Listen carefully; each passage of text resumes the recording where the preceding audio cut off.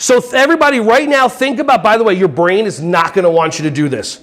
I'm telling you, watch how your brain goes, I'm good, let me get on my phone. It doesn't, because it wants to be right about the expectation you have for that person that is not in your life anymore, that you miss and you wish you still get to hang out with them. But because you were too busy being right about, not you, your brain's busy being right about something as opposed to just being open to win-win, it won't let you. So right now, everybody, check in with your heart. Ask yourself real quick, I wonder what my next thought will be. Ready, set, go. And then when it goes blank, ask your heart, would it benefit me to try this? And then let's try it, okay? And if you can stay in your heart, stay around this warm, loving area, awesome. Think about one person in your life you have an expectation for, okay? In your brain, say their first name, the word should, and the expectation you have for them, and feel it. Ready, set, go.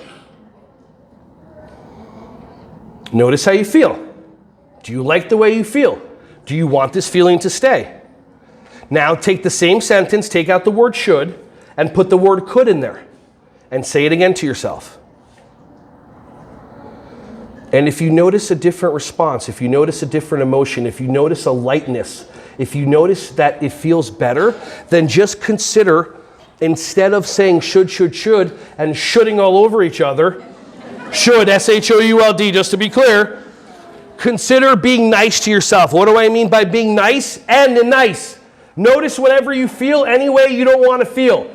If a child goes to you and goes, I don't love you, and you're a teacher that doesn't have trauma around love, you go, well, it's okay. You're allowed to be any way that you want. If you don't love me, then you can love me tomorrow. What area do you want to go play? And the kid's going to walk off and his brain is going to go, oh, I'm going to tell my third grade brother that didn't work.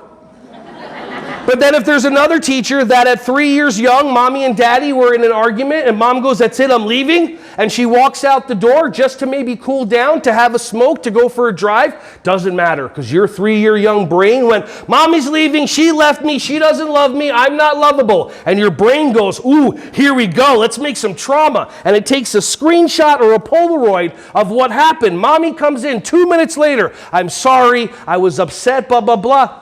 Too late. Brain already took it, filed it all the way in the back. Now it's 25 years from now, you can't stay in a relationship. Because every single time somebody shows you love, your brain goes, remember when you were 3? And then you break up with them before they break up with you. If this is triggering to you, good. It might have you take action to reach out to me so that you can have a loving, magical, amazing. I love this woman over here. I am so in love with this.